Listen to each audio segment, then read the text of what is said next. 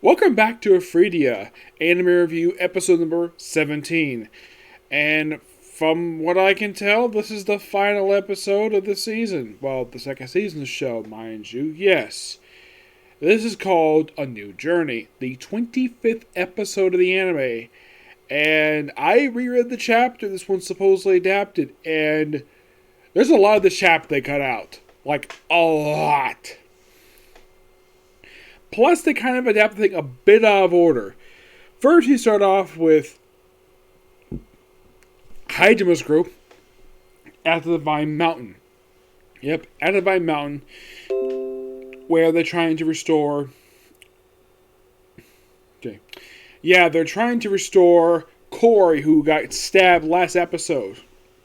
So, they try to restore her, and of course you have this really good scene here, which... By the way, this actually is one thing they kept entirely intact from the book itself, where you have Hajime going to talk to Anko.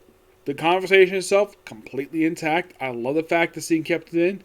And basically talk about bringing the weight, stuff like that, being emotional. Very good scene. I got hands to the voice actors. They did a great job with the scene. And it's really good. And you're probably thinking, what happens next? Now, chronologically, what happens next, which they kind of adapt this thing in more chronological order. Now, in the book, it's a bit out of order for the chronological standpoint. I guess it's mostly a flashback. This section, the first part of the episode, happened a little bit later in the chapter, while in the case of what they started with was actually a bit different, per se. Before we get to that, we do see this episode starts out with Lily. Give a bit of recap, basically, what happened with the last episode. Also, they don't show her waking up being knocked out from about last episode. Yeah, they don't show that for some reason. I don't know why. Also, they cut any mention of her brother. Yes, Lily's got a brother who, in the book, they mention this guy is the next in line for the throne. And the anime doesn't bring him up at all. There's no mention of conversation. There's no scene with him. Yeah, and there's a whole thing with him basically not liking Corey's new appearance, which I'll talk about that. Yeah, they pretty much cut that out, and they cut like a whole section out of this chapter. Where pretty much after like recapping what happened, happened of course this particular season per se, where like a lot of the last few episodes.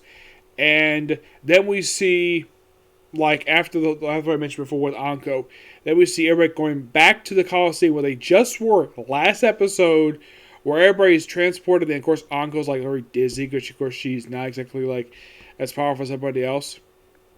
And of course, Shizu, by the way, you see her sparring with Corey. That's actually a change they changed from a different character. It's fine, perfectly fine. The fact he's doing this because he's the hero. So. Of course, Hajime comes back, and of course, Corey's got a new appearance. Now, you're probably thinking, is this something that they kept from the book? Is there anything really ultimate scene? Not really, per se. There's some mild... I don't think there's much of a change here. Though, they do, in fact, have it where Corey's, eyes and voice are different in the anime than they do in the book itself. So, basically, they confirm that... Note's body was basically used for Corey.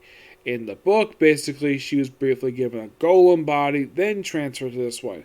In the anime, they didn't bring it up at all for some reason. Don't know why, but they did. And apparently, transferring to this body was all her idea. That happened in the book, too. She was, very happy to see her. Gives her a hug. Of course, she has the line from the book. They added honorific because it's the sub. Where it says, I'm Corey Soger-chan, your best friend. That line is straight from the book itself. Gotta praise the anime for keeping that line in because that was important. And then right after this, we have Hajime chewing out the hero for not doing his job and the fact, he's all powerful and he is. And then apparently right after this, we come to the dining hall, which has not been seen since the start of the season. Well, actually, we'll see a few episodes back to this. Now, what happens in this particular scene is mostly intact per se, except this happened toward the end of the chapter. The audience of bread, and everybody shows up in the school uniforms, mind you. Yes. Everybody decides to join them. And then we have, there's a funny scene where all the girls like all the girls who actually love him, like Yue, Corey, To, and Shia, all get a chance to feed him, which I found this to be hilarious. Yes, this happened in the book, and they bring up the fact that Lily basically asked the whole thing with Lily asking him to escort her to the Empire, while basically going to the next labyrinth.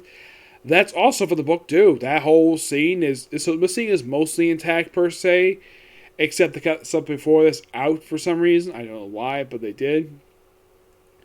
And of course, also Tia brings up she wants a reward, where she wants Hajime to stick something up her rear end, like when they first met. And they bring up, oh yeah, basically Hajime wanted to turn into a pervert. And I was like, really? He did that? And they actually don't cut out exactly what happens next, per se. They kind of change it where it did kind of happen. In the book, basically, he's like, oh, just sleep with him instead.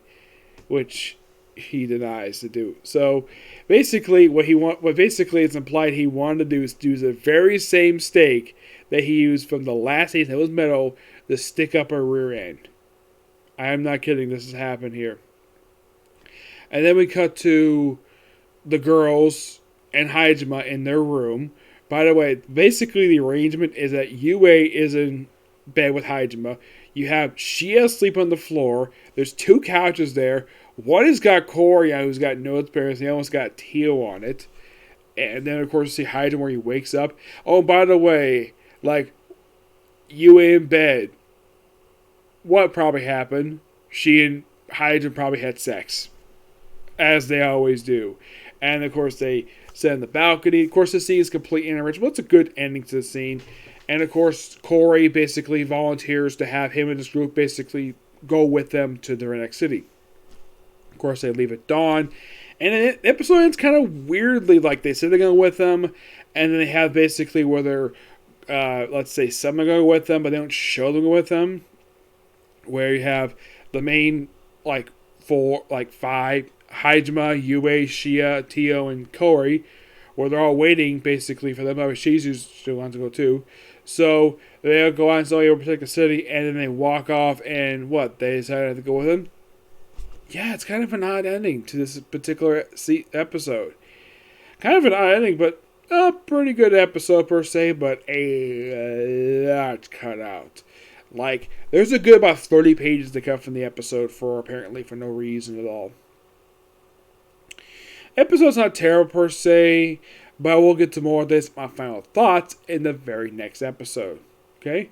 So yes, that's it for Review. Next is going to be my final thoughts of the season, and then it's going to be 2 comic corners, and that's probably it for this evening. Okay? Next video. Bye.